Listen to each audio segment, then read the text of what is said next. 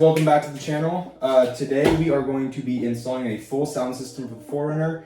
It is the ATOTO S8 along with the backup camera. We also got the 6.5-inch speakers for the front and the 5 1/4 for the rear. I'm not going to be trying to do the tweeters today. I think this will be sufficient for the 4Runner. The backup camera actually comes with like the overhead simulation. It essentially just uses a wide angle lens to pick up the surroundings on the sides and kind of portrays what an overhead look would be like. So super excited on this backup camera. A couple other things that we got is, I believe this is specific to the limited.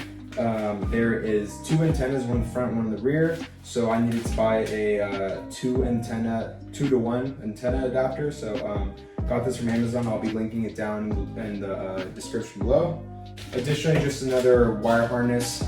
This will make the installation super easy. You essentially just wire up this harness to the wires that come with the ATOTO, and it's going to just make it plug and play super easy. We're also going to need some wire connectors to join the harnesses together and for any additional wiring that we may need. And then also just some basic speaker wire, since we're going to be running the rear camera. Now these speakers are by CT Sounds. They should be way better than what we have right now with OEM.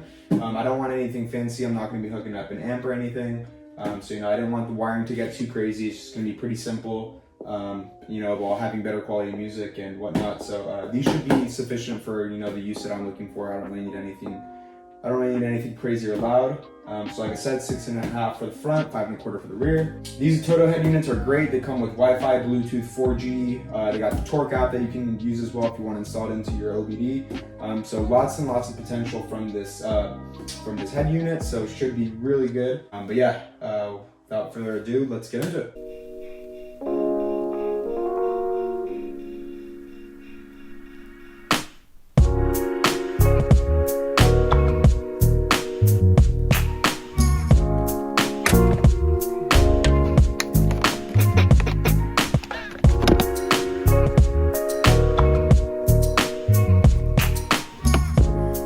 First 3 things that we're going to install right now that we have it off is 1, the 2-to-1 antenna splitter. We are also going to install the GPS. So what we're going to do is mount it up here. We don't want it being obstructed by any metal. Run it down here through the side, underneath the carpet, have it end up back here.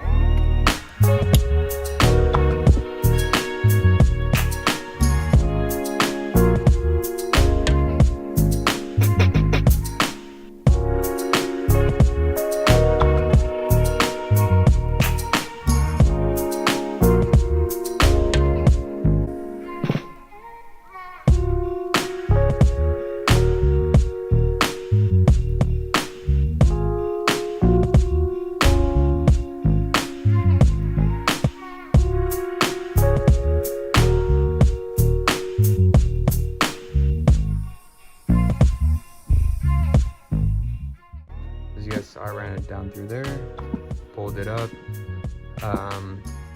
From here, I just kind of pried this out without having to really tug it down, and got it to up here. Cut a hole in my own grommet and run this along here. Send it to the back using some metal wire to kind of help me filter it through. Plug into here. And then I also am gonna have to run this cable down through here and tap into the reverse tail light. I do have some extra 18 gauge wire that I'm gonna use right now to kind of just extend it.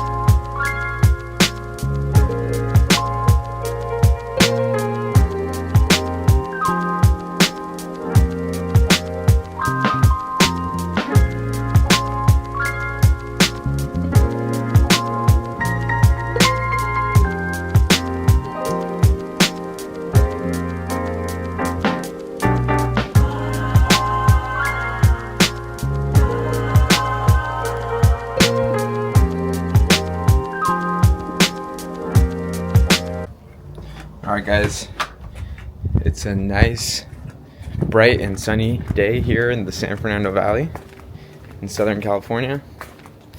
Decided I would make a little update of the head unit now that it's been installed, and just show you guys what it's looking like. Here she is.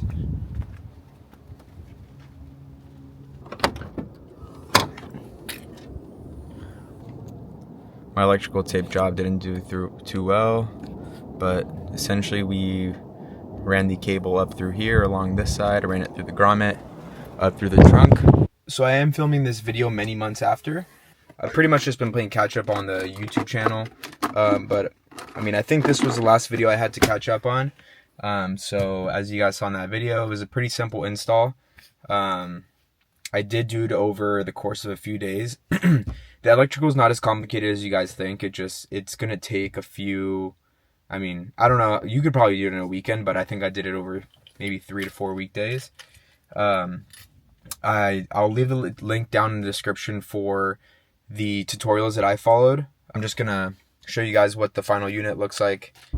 So there it is. It's got so many different settings to play with. It's been extremely difficult to find an angle where you can see the rear view camera, but as you guys can see, it's extremely clear. You can customize this, whether you want this yellow line showing. You essentially just place out a mat and do some calibration so that you can get the camera set up properly. On the left side, it will play the overhead simulation, which essentially just uses the wide angle to pick up what's on the side and you know, put together what an overview would look like. But as you can see, when I start backing up, it starts picking up everything on the surroundings, and it's pretty accurate, which is what I really love about it. As you guys can see, right here, I'm right about that post, and you guys can check, there's that post, there's my rear end. So I mean, it's pretty spot on. So overall, I'm really happy with this install. Again, I'll link everything that I use in the description.